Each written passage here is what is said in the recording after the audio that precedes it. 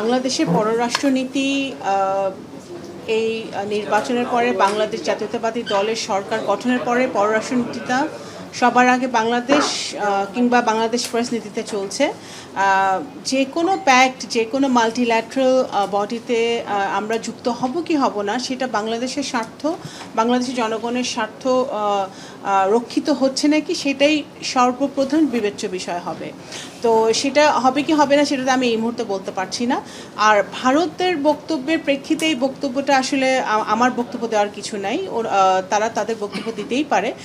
কিন্তু বাংলাদেশ যে কোনো মাল্টিল্যাটারাল বডিতে যুক্ত হওয়ার পূর্বে আমাদের প্রথমেই একটা বিবেচ্য বিষয় হবে যে আমাদের স্বার্থের কোনো ব্যাঘাত ঘটছে নাকি সেখানে। যদি আমরা এরকম কোনো সিদ্ধান্ত বাংলাদেশ সরকারের হয়ে থাকে, সেটা তো সর্বপ্রথম আপনারা বাংলাদেশের গণমাধ্যম আগে জানতে পারবেন, তাই না? পাকিস্তান, ভারতের গণমাধ্যম থেকে কি আসছে সেটা তো আমাদের বিবেচ্য বিষয় হওয়া উচিত না। ফেব্রুয়ারি মাসে নির্বাচনের পর এখন পর্যন্ত 6 মাসে আমাদের পররাষ্ট্র মন্ত্রণালয়, আমি মনে করি যে বিগত 17 বছরের যে কোনো সময়ের চেয়ে অনেক বেশি কাজ পররাষ্ট্র মন্ত্রণালয় হয়েছে।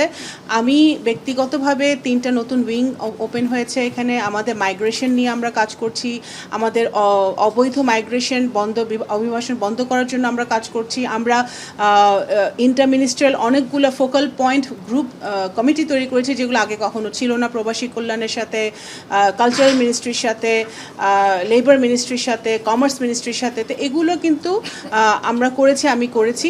এবং অবশ্যই আপনার প্রশ্নের উত্তরে বলতে হবে পররাষ্ট্র মন্ত্রণালয়ের কাজ অনেক। এবং আপনারা জানেন যে আমাদের পররাষ্ট্রমন্ত্রী ইউএনজি প্রেসিডেন্সি উনি জয়লাভ করেছেন। আগামী 1 বছর উনি অত্যন্ত ব্যস্ত থাকবেন।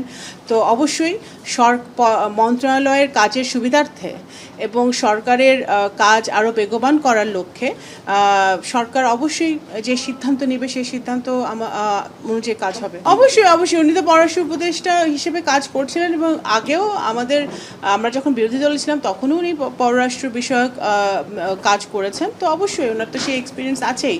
তো আমরা মনে করি আমরা যদি টিম ওয়ার্কটা ভালো করি, আমরা যদি একসাথে কাজ করতে পারি, ঐক্যবদ্ধভাবে কাজ করতে পারি, অবশ্যই আমাদের পররাষ্ট্র মন্ত্রণালয়ের যে বহুপাক্ষিক যেই কাজগুলো আছে সেগুলো আরও গুরুত্বের সাথে বেগবান হবে।